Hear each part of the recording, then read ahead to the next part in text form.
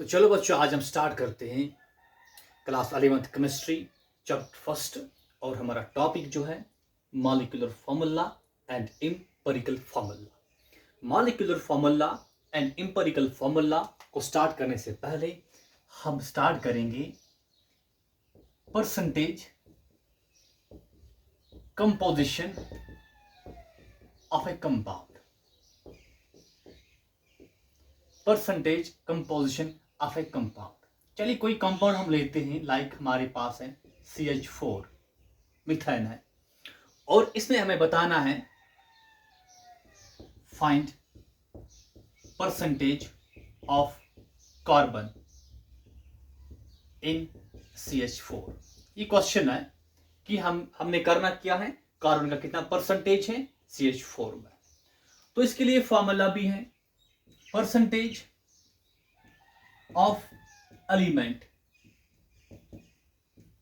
In A compound. Percentage of element in A compound, जैसे carbon किसमें, CH4 में, किसके बराबर होता है, मास ऑफ एलिमेंट डिवाइड करना है मास ऑफ कंपाउंड इनटू करना है 100। चलिए यहां पे क्या हमें करना है, percentage of carbon in methane, तो लिखते हैं percentage of carbon in CH4। तो यहां पे क्या, मास ऑफ कार्बन डिवाइड करेंगे मास ऑफ CH4 इंटू 100। तो मुझे बताइए कि CH4 में कार्बन का मास कितना, 12 है, 12 डिवाइड बाय CH4 का मास, मिथेन का मास, इसका 12 और 4 कितना हुआ 16 इंटू 100। अब क्या, 4 3 jar 4, 4 jar 16, 4 1 jar 4, 2 jar 8, 4 5 jar.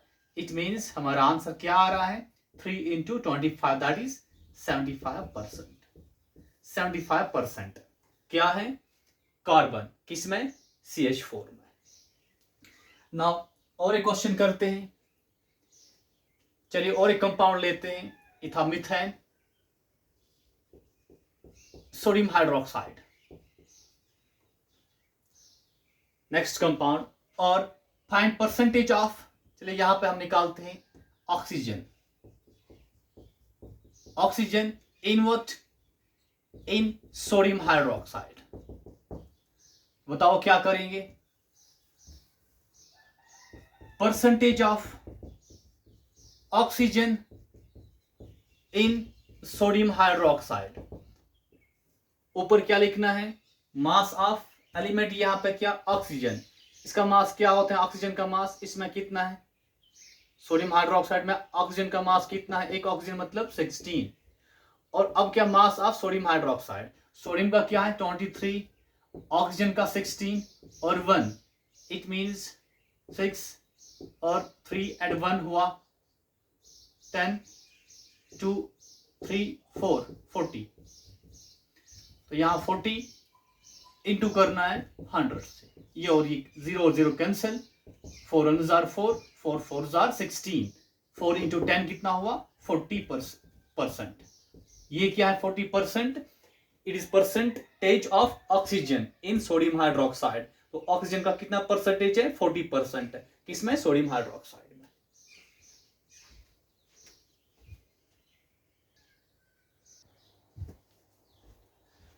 तो चलिए अब हम स्टार्ट करते हैं molecular formula and empirical formula. तो एक टेबल बनाते हैं मॉलिक्यूलर फार्मूला और एम्पिरिकल फार्मूला को समझने के लिए। कंपाउंड लिखिए आप, फिर लिखिए आप molecular formula,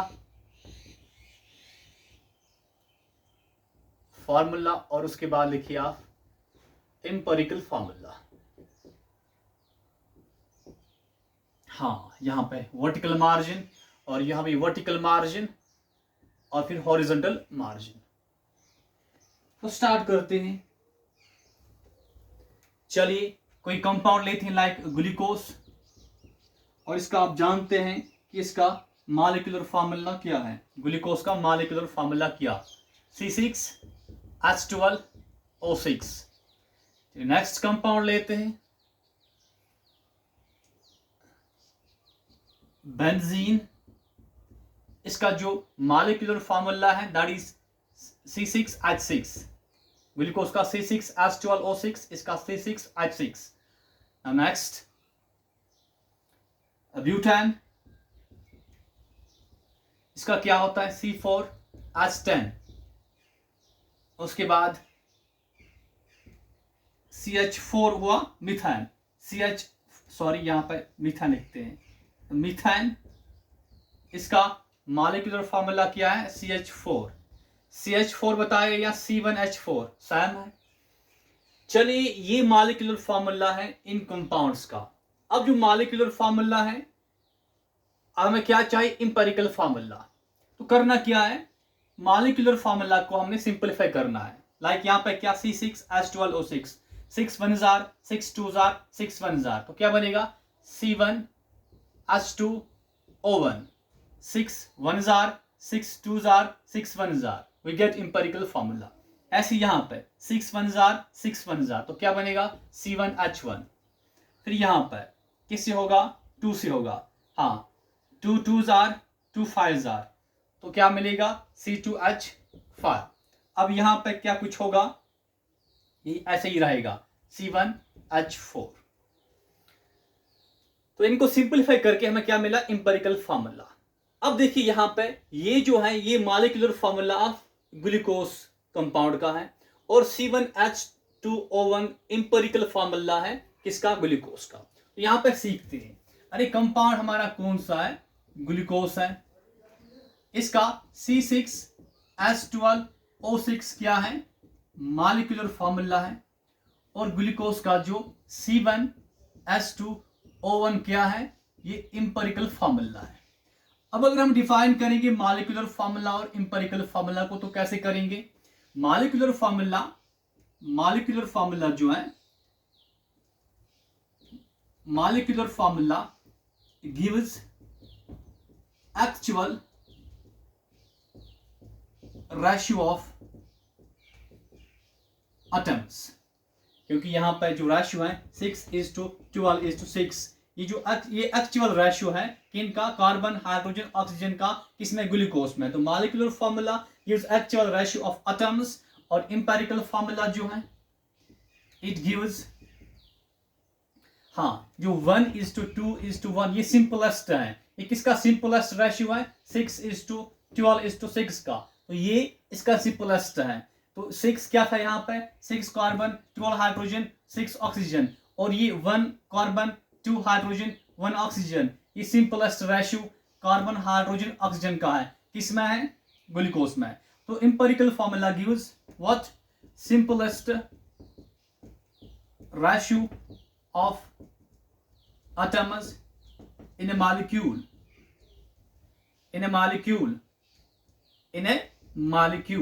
and molecular formula gives actual ratio of atoms in a molecule। तो ये डेफिनेशन है molecular formula and empirical formula का।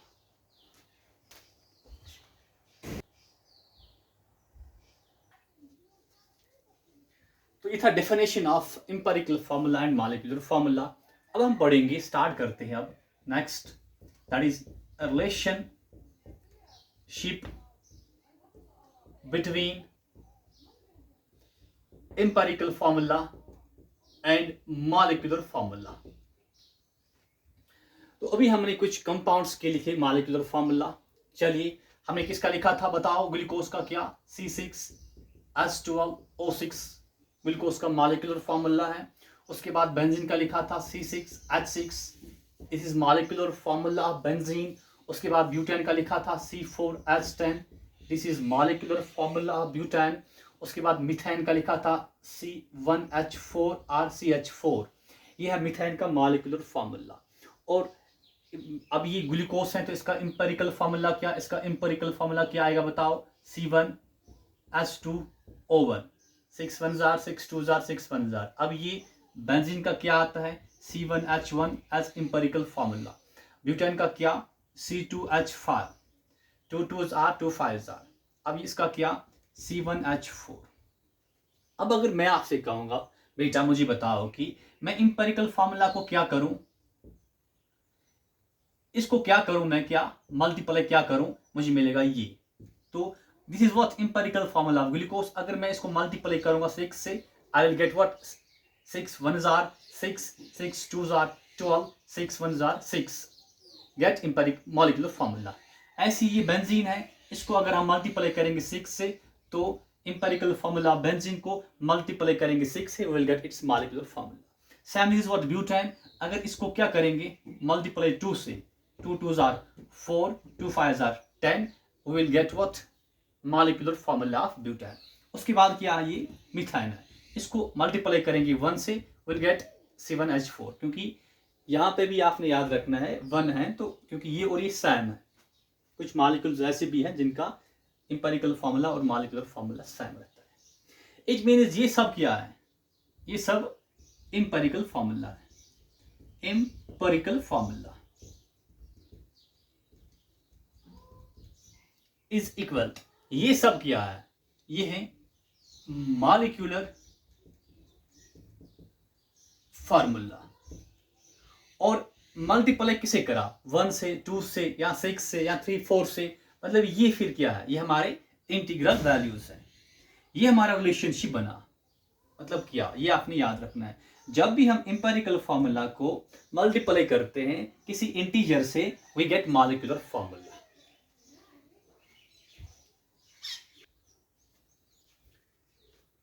नाउ सिमिलरली आप देखिए कि जैसे n यहाँ पर क्या है 1 2 3 4, कुछ भी इंटीग्रल वैल्यू, तो इंपेरिकल फार्मूला को जब हम मल्टीप्लाई करते हैं किसी इंटीजर से, वी गेट मॉलिक्यूलर फार्मूला।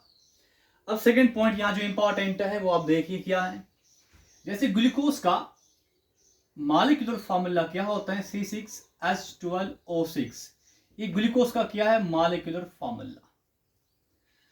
तो अगर मैं आपसे कहूं कि ग्लूकोज का मॉलिक्यूलर मास किसके बराबर है, तो मॉलिक्यूलर फार्मूला ये आपको पता है, तो हमें करना क्या है, 6 इंटू कार्बन का मास 12 होता है प्लस, फिर 12 इंटू हाइड्रोजन का मास 1 है प्लस 6 इंटू ऑक्सीजन का मास 16 है, एंड इसको सॉल्व करके हमें मिलता है 180। तो 180 is what molecular mass of glucose. तो ऐसे ही अगर मैं आपसे कहूं कि ग्लूकोज का जो इंपेरिकल फार्मूला है वो क्या है, C1H2O1। तो इंपेरिकल फार्मूला से, जैसे मॉलिक्यूलर फार्मूला से क्या मिला, मॉलिक्यूलर मास, तो इंपेरिकल फार्मूला से क्या मिलेगा, इंपेरिकल मास मिलेगा। तो कैसे निकालेंगे, 1 इंटू 12 प्लस करना है 2 इंटू हाइड्रोजन का मास 1 होता है, प्लस करना है 1 इंटू 16, तो इसको सॉल्व करके हमें 30 मिलता है। जैसे बच्चा हमने पढ़ा अभी कि जब हम इंपेरिकल फार्मूला को इनटू करते हैं किसी इंटीजर से, वी गेट मॉलिक्यूलर फार्मूला। अगर इन केस ऑफ ग्लूकोज हमारा जो ये इंटीग्रल वैल्यू ये क्या है 6 है इन केस ऑफ ग्लूकोज, तो सेम इंपेरिकल फार्मूला से हमें क्या मिला, इंपेरिकल मास मिला, और मॉलिक्यूलर फार्मूला से हमें क्या मिला, मॉलिक्यूलर मास मिला, मॉलिक्यूलर मास मिला। In case of glucose n का वैल्यू 6 है, तो in case of glucose empirical mass किसके बराबर है, 30 के बराबर है, और इन केस ऑफ ग्लूकोज हमारा मॉलिक्यूलर मास किसके बराबर है, 180 के बराबर है। इंटू किससे करना है, 6 से। क्या 6 इंटू 30 180 होता है, हाँ होता है। मतलब पता चला कि इंपेरिकल फार्मूला से क्या हमें मिलता है, इंपेरिकल मास, इंपेरिकल मास मिलेगा, और मॉलिक्यूलर मास से क्या मिलता है, मॉलिक्यूलर फार्मूला से क्या मिलता है, मॉलिक्यूलर मास। जैसे इंपेरिकल फार्मूला को हम मल्टीप्लाई करते हैं n से, वी गेट मॉलिक्यूलर फार्मूला। ऐसी इंपेरिकल मास को जब हम करते हैं मल्टीप्लाई n से, वी गेट मॉलिक्यूलर मास। तो दो इक्वेशंस हैं जो हमने याद रखनी है, एक empirical formula into n gives molecular formula, second empirical mass into n gives molecular mass।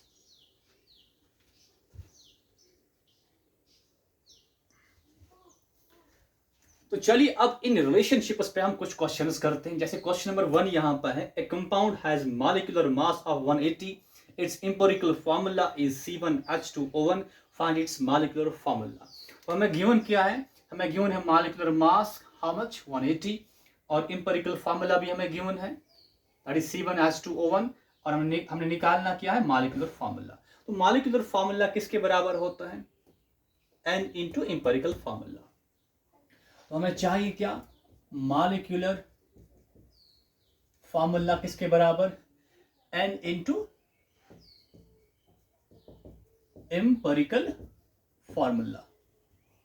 हाँ, तो एम्पिरिकल फार्मूला हमें गिवन है, दैट इज व्हाट C1H2O1। अब N हमें गिवन नहीं है, हमें N निकालना है, तो हमें क्या मिलेगा, फिर मॉलिक्यूलर फार्मूला मिलेगा।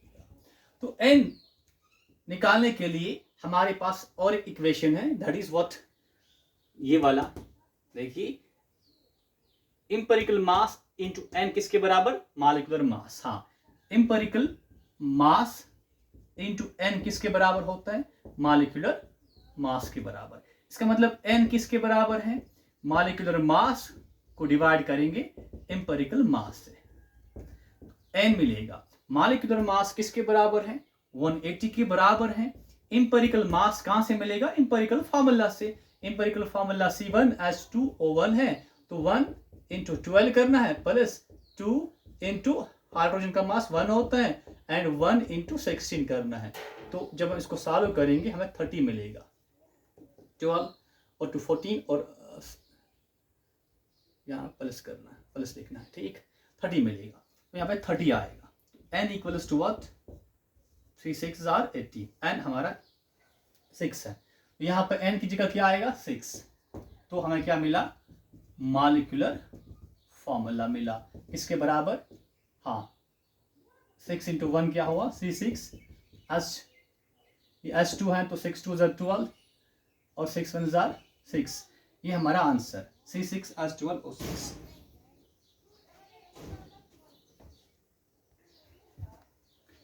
अपना सेकंड क्वेश्चन जो है, that is same like first.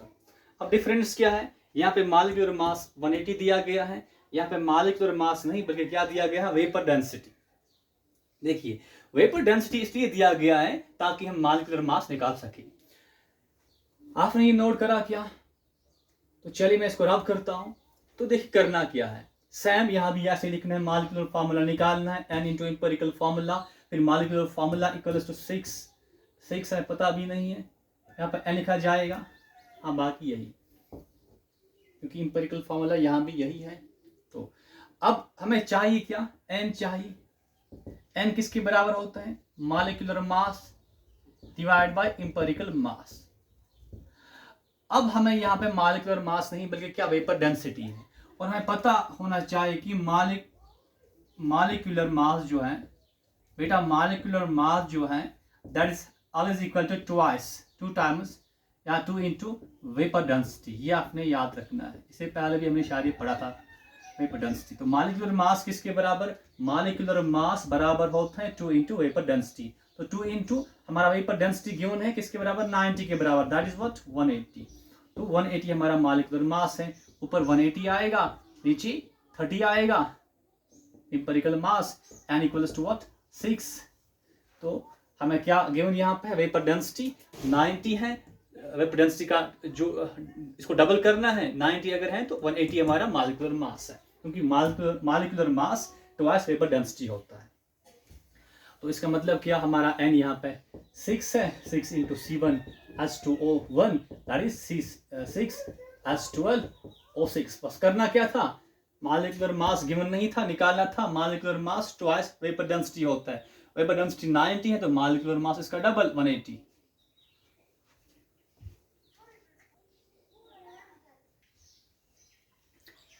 Question number 3 जो हमारा है, देखिए जो क्वेश्चन नंबर फर्स्ट हमने करा और सेकंड करा, उसमें हमें इंपेरिकल फार्मूला गिवन था, यहां इंपेरिकल फार्मूला गिवन नहीं है। यहां मॉलिक्यूलर मास गिवन है, मॉलिक्यूलर फार्मूला निकालना है, और इंपेरिकल फार्मूला की जगह यहां पे परसेंटेज कंपोजिशन दिया गया है। तो हमने करना क्या है, परसेंटेज कंपोजिशन जब दिया गया हो, हमने परसेंटेज कंपोजिशन से हासिल इंपेरिकल फार्मूला करना है। जब इंपेरिकल फार्मूला निकलेगा तो इंपेरिकल मास निकलेगा। जब इंपेरिकल मास निकलेगा तो मॉलिक्यूलर मास को डिवाइड करेंगे इंपेरिकल मास, तो हमें मिलेगा वैल्यू ऑफ एन मिलेगा। जब एन का वैल्यू मिला तो हमें मॉलिक्यूलर फार्मूला मिलेगा। तो परसेंटेज कंपोजिशन को हमने चेंज किस में करना है, पहले इंपेरिकल फार्मूला में। देखिए क्वेश्चंस इंपॉर्टेंट है, एग्जाम में आते हैं, चाहे नीट हो चाहे JEE हो, आपने ध्यान देना है। इस क्वेश्चन को हम कैसे सॉल्व करते हैं। फर्स्ट ऑफ ऑल स्टार्ट करते हैं क्वेश्चन नंबर 3 को। तो पहले आप यहां लिखिए एलिमेंट कौन कौन सा हमें, एलिमेंट कौन कौन सा है क्वेश्चन नंबर 3 में। एक क्या है, कार्बन है, उसके बाद क्या हाइड्रोजन है, उसके बाद क्या ऑक्सीजन है। तो उसके बाद वर्टिकल मार्जिन आप डालिए। हाँ, इसके बाद इन एलिमेंट्स का परसेंटेज जो होता है, जैसे हमने पढ़ा स्टार्ट में percentage composition of A compound. तो परसेंटेज निकालने के लिए अगर हमने निकालना हो परसेंटेज ऑफ कार्बन, हम क्या करते हैं, मास ऑफ कार्बन डिवाइड करते हैं मास ऑफ कंपाउंड इनटू 100। तो ये परसेंटेज जो होता है ये किस में होता है, ये मास में होता है, ये परसेंटेज मास में होता है। तो चलिए यहाँ मुझे बताइए कार्बन का कितना परसेंटेज है। हाँ, 40% है। फिर हाइड्रोजन का कितना है, 6.7% है। फिर ऑक्सीजन का कितना, हाँ 53.3% है। ये हुआ इनका परसेंट जो गिवन है। नाउ उसके बाद वर्टिकल मार्जिन। अब इनका करना क्या है, कार्बन का परसेंट इतना है, अब यहां पर लिखना है इनका एटॉमिक मास। तो कार्बन का एटॉमिक मास कितना होता है, 12, हाइड्रोजन का 1 होता है, ऑक्सीजन का 16 होता है। तो दोबारा याद रखिए, पहला एलिमेंट, उसके बाद परसेंटेज जो गिवन परसेंट है, उसके बाद एटॉमिक मासेस, उसके बाद नेक्स्ट कॉलम में करना क्या है, जो परसेंटेज है, परसेंटेज बाय मास, इसको डिवाइड करेंगे किससे, एटॉमिक मास से। इनको आपस में डिवाइड करना है, 40 डिवाइड बाई 12, यहाँ पे क्या 6.7 डिवाइड बाई 1, यहाँ पे क्या 53.3 डिवाइड बाई 16। तो देखिए क्या मिलेगा, जब हम परसेंटेज को डिवाइड करेंगे किससे, एटॉमिक मास से। ये परसेंटेज हमें गिवन है तो गिवन परसेंटेज, और ये परसेंटेज क्या होता है एक्चुअल में, ये मास होता है, given mass divide by atomic mass. आपने पढ़ा होगा, given mass divide by atomic mass, या given mass divide by molecular mass. मतलब ये किसके बराबर, ये इससे हमें क्या मिलता है, मोल्स मिलते हैं। ठीक, तो देखिए यहाँ पर जब हम परसेंटेज को एटॉमिक मास से डिवाइड करेंगे, इसे हम कहते हैं एटॉमिक रेशियो, मतलब रेशियो ऑफ एटम्स या रेशियो ऑफ मोल्स। परसेंटेज को डिवाइड करेंगे एटॉमिक मास से, हमें क्या मिलेगा, एटॉमिक रेशियो, बोले तो रेशियो ऑफ एटम्स, या इसको हम कहेंगे रेशियो ऑफ मोल्स। तो इसको हम क्या कहेंगे, रेशियो ऑफ एटम्स मिलेगा, या क्या मिलेगा, रेशियो ऑफ मोल्स। तो डिवाइड करेंगे 40 को, जब 12 से डिवाइड करेंगे it is almost equal to 3.33। यहां पर यही मिलेगा 6.7, यहां भी मिलता है हमें 3.33। नाउ नेक्स्ट, उसके बाद क्या करना है, तो एटॉमिक रेशियो बोले रेशियो ऑफ एटम्स या रेशियो ऑफ मोल्स। इसके बाद इस एटॉमिक रेशियो को हमने चेंज करना है किसमें, सिंपलेस्ट रेशियो में। एटॉमिक रेशियो को डिवाइड करना है किसमें, चेंज करना है किसमें, सिंपलेस्ट रेशियो में। देखिए कैसे करेंगे, अब यहां पे हमें 3 वैल्यूज मिले, एक क्या 3.33, सेकंड क्या 6.7, थर्ड क्या 3.33। इनमें देखना है कि छोटा वैल्यू कौन सा है। यहाँ पे 3.33 2 बार और एक छोटा है, तो इससे सबको डिवाइड करना है। 3.33 यहाँ भी, 3.33 यहाँ भी, 3.33 यहाँ भी। मतलब यहाँ पे 6.7 को डिवाइड करेंगे 3.33 से, यहाँ पे 3.33 को डिवाइड होगा 3.33 से, यहाँ पे 3.33 को डिवाइड होगा 3.33 से। देखना है 3 में से छोटा कौन, उसी से डिवाइड करना है हर किसी को। तो क्या मिलेगा, यहाँ पे 1, यहाँ 1 और यहाँ ऑलमोस्ट मिलता है 2। अप्रोक्सीमेट यहाँ पे करते हैं, अप्रोक्सीमेटली 2 मिलता है। तो चलिए अब हमें क्या मिला, देखिए क्या मिला, तो ये जो सिंपलेस्ट रेशियो है, मतलब कार्बन C1 आया, ठीक, हाइड्रोजन के कितने एटम्स 2, फिर ऑक्सीजन के कितने एटम्स 1। हमने पढ़ा है स्टार्ट में इंपेरिकल फार्मूला जो होता है ये क्या होता है, simplest ratio of atoms, simplest ratio of. भाई सिंपलेस्ट रेशियो किनका मिला, क्योंकि एटॉमिक रेशियो को चेंज करा सिंपलेस्ट रेशियो में, तो ये रेशियो किसका है, सिंपलेस्ट रेशियो ऑफ एटम्स है या मोल्स कहेंगे हम, ठीक। तो सिंपलेस्ट रेशियो से हमें क्या मिला, इंपेरिकल फार्मूला। देयरफॉर हमारा जो इंपेरिकल फार्मूला है, बताओ किसके बराबर, C1 feet H2 feet O1। बस ये हमें चाहिए था, हमें परसेंटेज गिवन था, हमें निकालना क्या था, इंपेरिकल फार्मूला। जब इंपेरिकल फार्मूला मिला तो अब हमें क्या मिल सकता है, इंपेरिकल मास भी मिलेगा। बताओ इसका 12 to 14 और 16 ऑक्सीजन का तो कितना हुआ 30। तो इंपेरिकल फार्मूला भी मिला, इंपेरिकल मास भी मिला। तो अब मुझे बताओ कि हमें क्या ढूंढना है, एन ढूंढना है। देयरफॉर चलिए यहां पर लिखते हैं, यहां पर ये भी मिला। नाउ एन किसके बराबर, मॉलिक्यूलर मास को डिवाइड करते हैं इंपेरिकल मास से। तो एन किसके बराबर, मॉलिक्यूलर मास क्या था 60, इंपेरिकल मास किसके बराबर 30 के बराबर, मतलब 2। हमारा एन का वैल्यू 2 आया। तो ये इंपेरिकल फार्मूला C1H2O1, उसके बाद क्योंकि ये 1 किसका है, कार्बन का, ये 2 किसका है, H2 है, और O1। उसके बाद इंपेरिकल मास इसी से मिला, इससे मिला इंपेरिकल मास, फिर मॉलिक्यूलर मास को डिवाइड करा इंपेरिकल मास से, मॉलिक्यूलर मास गिवन था, हमें मिला वैल्यू ऑफ एन। देयरफॉर हमने निकालना क्या है, मॉलिक्यूलर फॉर्मूला निकालना है, किसके बराबर, एन इंटू इंपेरिकल, पूरा लिखते हैं यहां पे, एन इंटू इंपेरिकल फार्मूला। तो एन का वैल्यू क्या, 2 इंटू इंपेरिकल फार्मूला क्या, C1H2O1, तो मतलब 2 1 C2H4O2। ये हमारा आंसर है, ये हमारा मॉलिक्यूलर फार्मूला है। तो ये हमारा आंसर, इंपेरिकल फार्मूला निकाला हमने परसेंटेज से, फिर हमें मिला मॉलिक्यूलर फार्मूला। अब ये था क्वेश्चन नंबर 3। उसके बाद क्वेश्चन नंबर 4। देखिए क्वेश्चन नंबर 3 और क्वेश्चन नंबर 4 तो सेम है, जो परसेंटेज एलिमेंट्स का इसमें दिया गया है वो इसमें भी दिया गया है, बट डिफरेंस किस चीज का है, यहां पे मॉलिक्यूलर मास दिया गया था 60, पर यहां पे क्या दिया गया, वेपर डेंसिटी 30। इस क्वेश्चन को इसमें हम कैसे चेंज कर सकते हैं, देखिए बेटा यहां पे इसका वेपर डेंसिटी 30 है, अगर वेपर डेंसिटी गिवन है, वेपर डेंसिटी का डबल क्या होता है, मॉलिक्यूलर मास। ये आपने याद रखना है, ट्वाइस वेपर डेंसिटी बोले तो मॉलिक्यूलर मास। यहां वेपर डेंसिटी 30 है, मतलब कि हमारा 60 क्या है, मॉलिक्यूलर मास। बाकी ये सेम है, ये आप खुद करेंगे। वेपर डेंसिटी 30 है, इसका मतलब इसका डबल क्या हुआ 60, और हमारा क्या, मॉलिक्यूलर मास। तो ये क्वेश्चन और ये क्वेश्चन सेम है।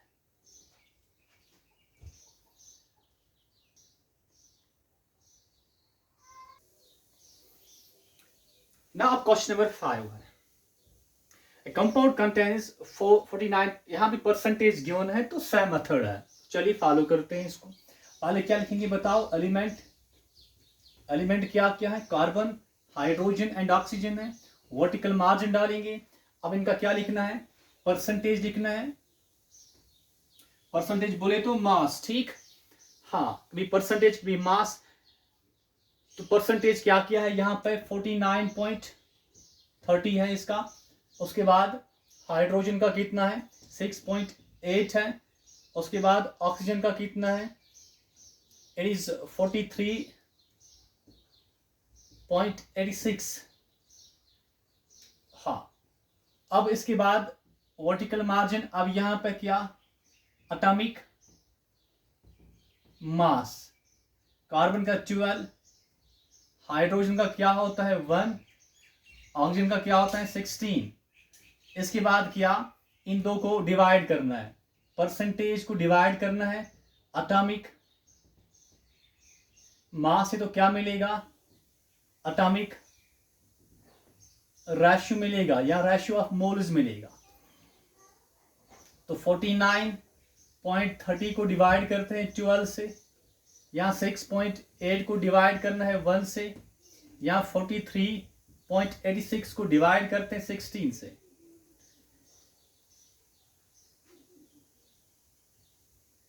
तो इसको जब डिवाइड करते हैं यहाँ पर यही मिलेगा 6.8, इसको जब डिवाइड करते हैं वी गेट अप्रोक्सीमेटली 4.10, यहाँ पे मिलता है 2.74। हाँ, एटॉमिक रेशियो को अब चेंज किस में करना है? अब एटॉमिक रेशियो जब मिला तो एटॉमिक रेशियो को चेंज करना पड़ता है सिंपलेस्ट रेशियो में, क्योंकि सिंपलेस्ट रेशियो से हमें क्या मिलेगा? सिंपलेस्ट रेशियो ऑफ एटम से क्या मिलेगा? Empirical formula give simplest ratio of atoms. तो इन तीन में से देखना है छोटा कौन है? 2.74, तो 4.10, ये 6.8, ये 2.74। सबसे छोटा वैल्यू जो है उससे डिवाइड करना है हर किसी को। तो 2.74 यहाँ पे, यहाँ भी 2.74, यहाँ भी 2.74, यहाँ क्या मिलेगा? 1। अब यहाँ अप्रोक्सीमेटली 2.5 मिलेगा, यहाँ 1.5 मिल रहा है। अब दोबारा देखिए ये क्वेश्चन मैंने क्यों कराया, यहाँ पे डिफरेंस थोड़ा सा है। क्वेश्चन नंबर 1, 2 और यहाँ इस क्वेश्चन में ये डिफरेंस है। यहाँ 2.5, 1.5। अब जब फ्रैक्शन में आता है सिंपलेस्ट रेशियो तब क्या करना पड़ेगा? तब हमें देखना है क्या यहाँ मिल रहा है हमें 1.5 मिल रहा है, उसके बाद 2.5 मिल रहा है, उसके बाद 1 मिल रहा है। देखिए हम ये नहीं लिख सकते यहाँ पे C 1.5 या फिर हाइड्रोजन 2.5 फिर ऑक्सीजन 1। हम कहेंगे हमारा एम्पिरिकल फार्मूला कार्बन से 1.5, हाइड्रोजन 2.5, ऑक्सीजन 1। ये नहीं लिखना है। तो करना क्या है? तो पहले करना क्या है, जो ये डेसिमल है, जो ये फ्रैक्शंस हैं, इनको चेंज करना है सिंपल। हाँ, इनको करना क्या? देखिए 1.5 जो होता है ये 3/2 होता है, 2.5 जो होते हैं 5/2 होता है, और 1 1 ही होता है। मतलब डेसिमल जो है, मतलब ये जो फ्रैक्शन है इसको चेंज करेंगे सिंपल में। ये कैसे? 1.5 बोले तो 3/2, ये 2 को हटाना है, यहाँ 2 को हटाना है, तो करेंगे क्या? कैसे हटेगा ये? अगर हम इंटू करेंगे 2 से, पर हर किसी को करना पड़ेगा फिर 2 से इंटू, ठीक? तो ये और ये खत्म क्या रहा? 3, ये और ये खत्म क्या रहा? 5, यहाँ 2 1 2। मतलब बेटा करना क्या है?